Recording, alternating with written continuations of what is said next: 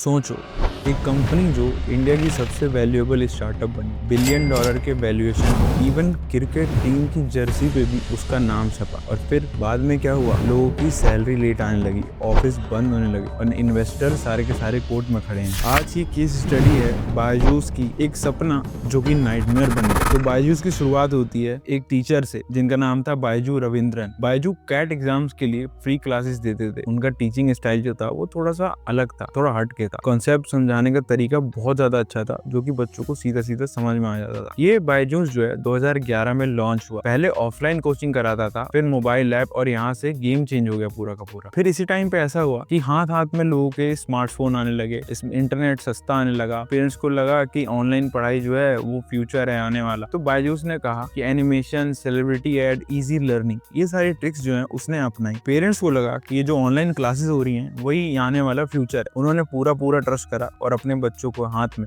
बायजूस की क्लासेस पकड़ा दी। एकदम बढ़िया एनिमेशन कराते के साथ साथ सेलिब्रिटी के एड्स आते थे, बड़े बड़े सेलिब्रिटीज के, जो कि जाने माने हैं इंडिया में। इजी लर्निंग का तरीका था, मतलब जो भी कंसेप्ट समझाते थे वो इस तरह से समझाते थे कि आपके दिमाग में बैठ जाए। मतलब इवन टीचर उन्होंने बहुत ही ज्यादा अच्छे हायर कर रखे थे। फिर धीरे धीरे यहाँ से क्या हुआ, फंडिंग आनी चालू हो गई। टेंसेंट, फेसबुक जैसी कंपनियों भी इनमें इन्वेस्ट करना चालू कर दिया। 2021 तक बायजूस की वैल्यूएशन पहुंच गई 22 बिलियन है। फिर इन्होंने ब्रांड एम्बेसडर भी बहुत ही खास चुने, बहुत ही पावरफुल, जैसे कि शाहरुख खान। इंडियन टीम की जर्सी पे भी बायजूस का नाम देखा जाता था। फिर बाद में इसमें कई सारी प्रॉब्लम्स आनी चालू हो गई, और ऑब्वियस सी बात है आनी थी, क्योंकि जब आप बच्चों के फ्यूचर से, उनकी एजुकेशन से सिर्फ और सिर्फ अपना फायदा ढूंढते हैं, तो एक ना एक दिन आपका एक्सप्लोइटेशन तय है। भले ही वो छोटे लेवल पे आप कर रहे हो, बड़े लेवल पे कर रहे हो, बट आप एजुकेशन को एकदम इस तरीके से नहीं बेच सकते कि अपर क्लास के लोग ही पढ़े, और इस टाइम पे तो बिल्कुल भी नहीं। फिर धीरे धीरे क्या हुआ, इन्होंने एग्रेसिव सेल्स करना चालू करे। पेरेंट्स को इमोशनल प्रेशर में डाल देते थे, मतलब ऐसा होगा, ये होगा, वैसा होगा, आपके बच्चे के लिए बहुत ज्यादा अच्छा होगा, इस तरीके से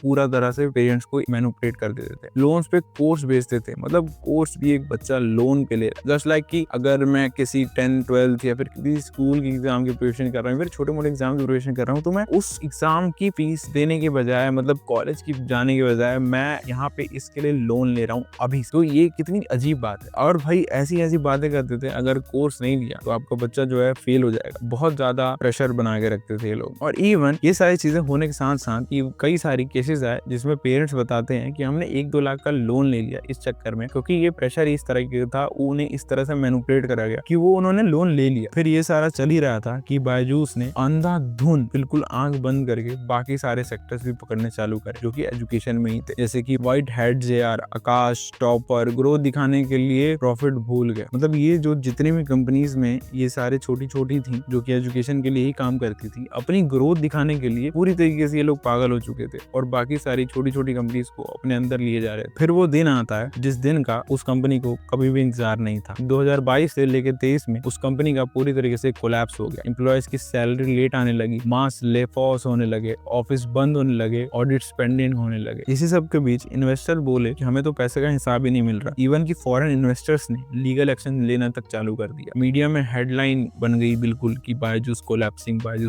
ठीक है। तो इस तरीके से बेसिक फंडामेंटल पे इसका कोलैप्स हुआ था। अगर आप किसी भी एजुकेशन सेक्टर में घुस के ये चाहते हो कि मैं पूरी तरीके से बस मैं ही इस पे कब्जा कर लूं और मैं अपनी मनचाही रेट पे हर चीज बेचूं, तो ये बहुत ज्यादा मुश्किल तो है ही है, प्लस में गलत भी है। अगर हर एक बच्चे को आप एजुकेशन प्रोवाइड करने की मेंटालिटी नहीं रखते हो, तो आपको एजुकेशन में बिल्कुल आना ही चाहिए। एजुकेशन और हेल्थ केयर ऐसा सेक्टर है देश का जिसको की संभाल के रखना चाहिए, और इस पे सरकार को कड़ी निगरानी रखनी चाहिए। तो क्या हुआ, बायजूस का वैल्यूएशन 22 बिलियन से गिर के ऑलमोस्ट 0 हो गई। फाउंडर्स जो थे वो सारे के सारे बिखर गए। हर एक फाउंडर का ट्रस्ट जो है कंप्लीटली टूट गया। एक टाइम का हीरो आज वार्निंग एग्जांपल बन चुका है। मैं इस छोटी सी कहानी से 3 चीज सिखाना चाहूंगा।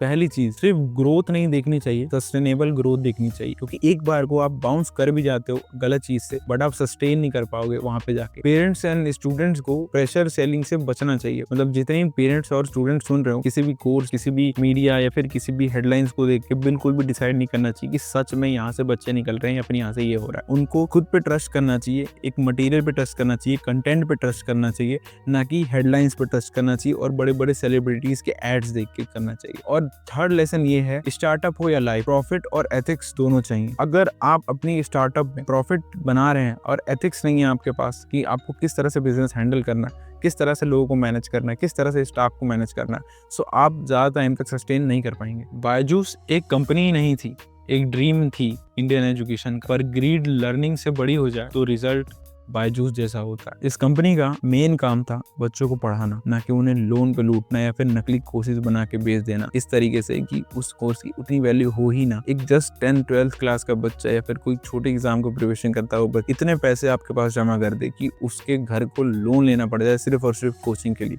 सो दैट ये काफ़ी ज़्यादा बुरी बात है अगर आप इस तरीके से एजुकेशन को इस बेस पे बेच रहे हो, ताकि अगर किसी और का बच्चा या फिर कोई गरीब का बच्चा या फिर कोई बच्चा जो अपने आप को ज़्यादा फंड नहीं कर सकता वो ना पढ़ पाए। इनफैक्ट अगर होप होती है एक बच्चे में कि अगर वो गरीब तबके से भी आता है या फिर अमीर तबके से भी आता है तो एक गरीब वाला उस एजुकेशन पे जा पाए जिस जहाँ पे वो अमीर तबके वाला बच्चा पढ़ रहा है। आई होप ये वीडियो आपको काम की लगी हुई। Thanks for watching.